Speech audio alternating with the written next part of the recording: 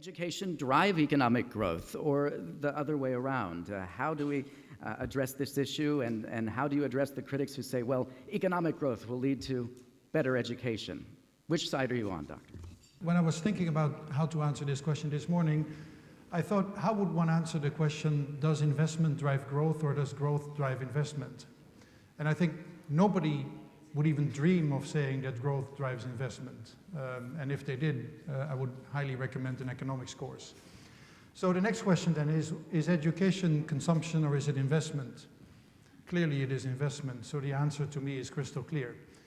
If you have trouble believing that that's the right side of the debate to be on, I would simply suggest that you look at the history of Korea, which in the 1960s was a basket case of development and at the same level of development as Ghana and the Democratic Republic of Congo, and compare the investment in education that this country made compared to the other countries I mentioned.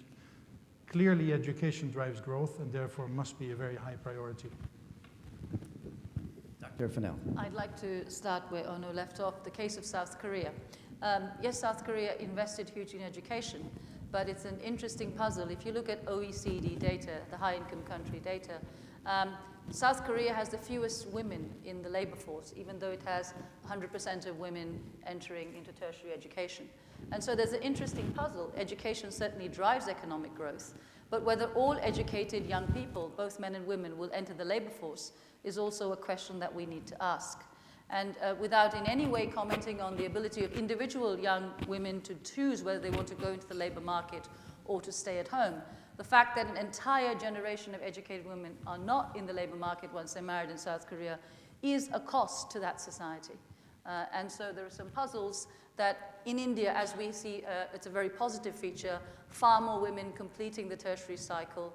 There are questions about employments and social norms and the possibility for more opportunities for both young men and women in this country.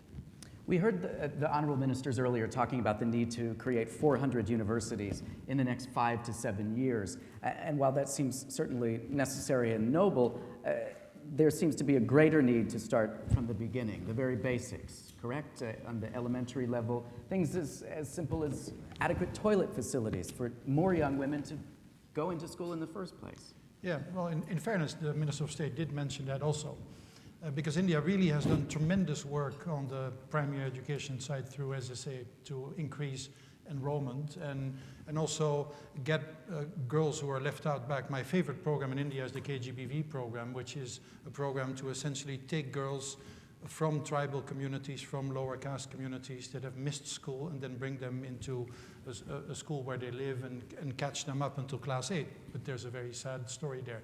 There's, by the way, I think more than 2,000 such institutions. So just to show you that it's not just about universities. Now, I was actually in one of these schools in Bihar, in Jahanabad, 2 weeks ago. And there was a girl who came up to me and she said, "Sir, my name is Priti Kumar. I'm very happy to be in this school." I said, "Well, thank you very much. That's really nice, and your English is so good." So we carried on, and later in the visit, she came back and she said, "Sir, my name is Priti Kumar," and then she cited the name of her father and her mother. And she went on to say that her father and mother had passed away. And then she said, "I'm in class 7, and this school goes to class 8, but I would really like to finish class 12. And she broke up in tears, because there isn't yet a KGBV for class 9, 10, 11, and 12. So I would really hope that we don't just build 400 universities, but we also make sure that the girls we scoop up and catch up to class 8, we find a way to bring them to class 12. Is this challenge surmountable? Is it achievable? I'd like to again start where Onno left off. One of the big successes in India has been the Sarva Shiksha Abhiyan. We have enrollment for both boys and girls at age 14. Gross enrollment is over 110%. Net enrollment is about 96%, small margin difference between boys and girls, and that's fantastic. But as Onno said, that is at age 14. And one of the features of the education policy in many countries, including India, is that compulsory education, i.e. free education, will stop at age 14. This is a challenge because globally, to complete year 12, that is 16 or 17 years of education, 12 years of education rather than 9, is actually critical to be employable.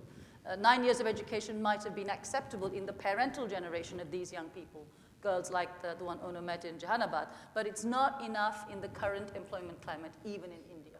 But it's also the case for young men, particularly if you have a cutoff of 14 years. For young boys, the adolescent years are equally hard. There's a push on them as well to work, and particularly families are thinking, well, 14 plus, there isn't free education, we have to pay for both boys and girls.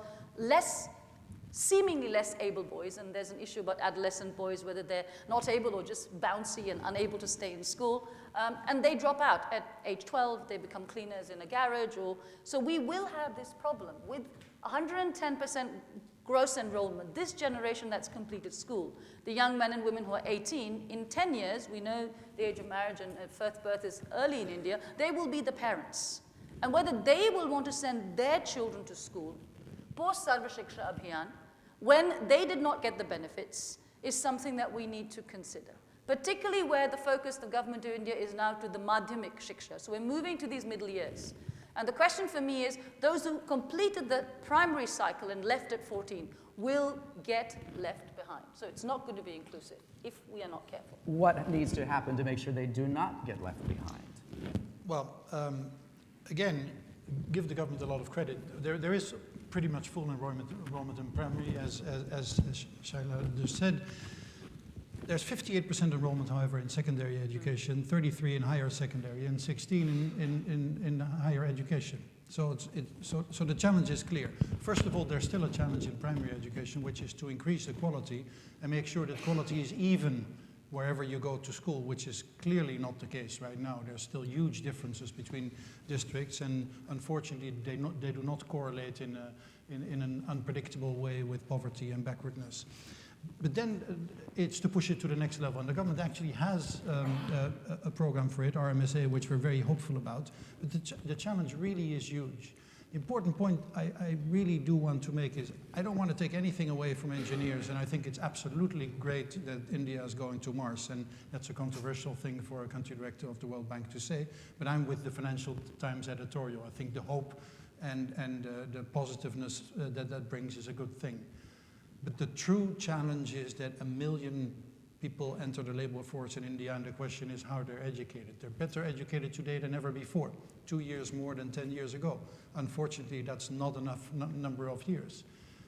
The biggest challenge on top of that is that in India today, there's 50 million women between the ages of 24 and 15 who are neither in school nor working. Just realize the economic potential of that group if they had sort of anywhere near even Indian participation rates, which are quite low for women. It's a tremendous missed opportunity. The question is, what will happen to the women under 15? Will a similar proportion end up like that, or will we get a very different balance? I think it's an absolutely crucial question for India's future and India's growth potential. What key things need to happen now to ensure that those women under the age of 15 do not fall into that category, Doctor? I think I'd like to go back to the Mars example. I grew up in India, I studied in Delhi, and I remember an earlier time where the first Skylab went up in the 70s. And I remember a lot of kids in the area around where the machine was initially built and sent up, a lot of little boys were called Skylab Sync. I'd like to imagine a lot of little girls called Skylab Core. I'd like to think that the possibility is that you need role models. One of the arguments why we're focusing on the labor market is if education is an investment good, it needs returns. And Harjeev, you're talking about being an entrepreneur, that's one side of the model. Of course, if you're talking about inclusiveness, we need the consumption side, because education does allow you to get out of poverty more quickly. But the two aspects of the public good and the private good of education are very important right through the educational cycle. The challenge for us is if you're going to have 400 universities and young people will enter these universities, it's the quality of education.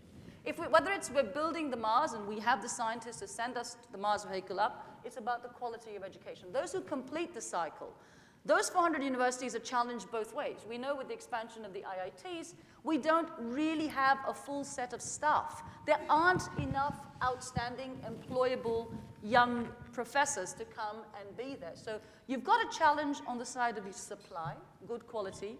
Similarly, the challenge is to then provide good education in these institutions. And so the numbers are big, it's 400 institutions, but the question is the pathway to this. Are we going to ensure that the quality of these institutions, whether they are private sector, public-private partnerships, or public sector, are going to be able to be global players?